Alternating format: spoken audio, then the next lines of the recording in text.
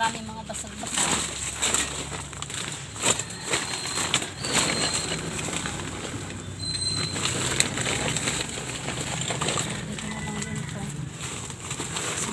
Para malinis na dito sa paligid ng bahay, dito sa likod. Sobrang tagal ko nang nai-stress dito sa mga nakatambak dahil hirap talaga yung mga dito.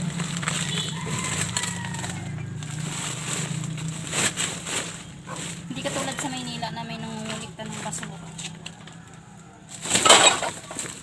Hindi ko na kung anong mga ito. Baso. Ay, mga basag. Mga buti pa ito. Mga basag-basag din. Dapat nag-gloves pala ako. Ano? Pero, sige, carry lang. Ay, mga tambak na basura. Oh my gosh! Ipis pa na.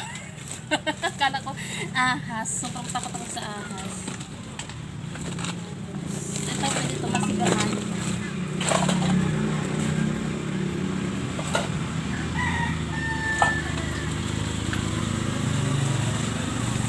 Daming kalat. Grabe yung kalat. Sama ko na lang to doon kasi baka masugatan pa ako. Daming maliliit. Hindi pwede na tanggalin to dito. Mga basag-basag na yan. Kasi bigat. Tapos ito alam ko basag din to eh. Sa ano, hindi ko lang talaga pwede tanggalin dyan. Tapos yung mga basag-basag.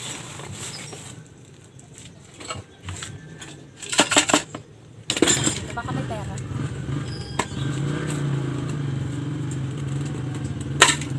Ay. Ito yung sewing box ko noon. Mga projects. Pero ito yung salada. Tapos ito yung basag pa. Ito kasi pwede kong mapagtaniman ng mga gulay-gulay. Kaya yun dahil dami naman na plastic dito. Kapal naman ito. Kaya safe. Safe.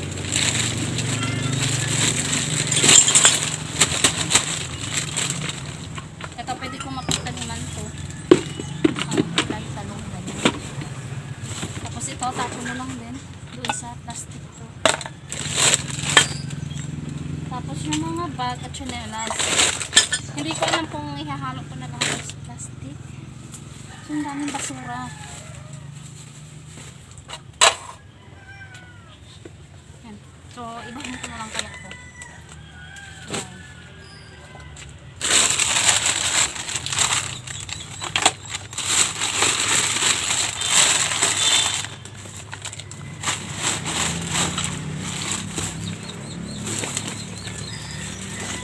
Grabe bigat.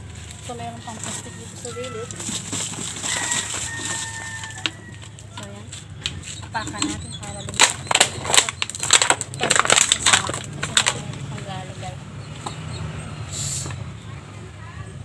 Ganyan.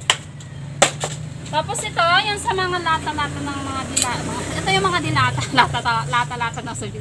So, yung sa mga dilata, yung gagawin ko ay ganun din. Apak-apakan. Pero, parang mas delikado apak-apakan. Kaya, gamitan namin ang yan.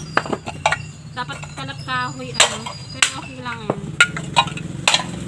Tapos ko nang pitpitin yung mga lata. Mga lata-lata. So, ilalagay ko na dito sa isang sako. Para bukod-bukod yung lata, bote, plastic.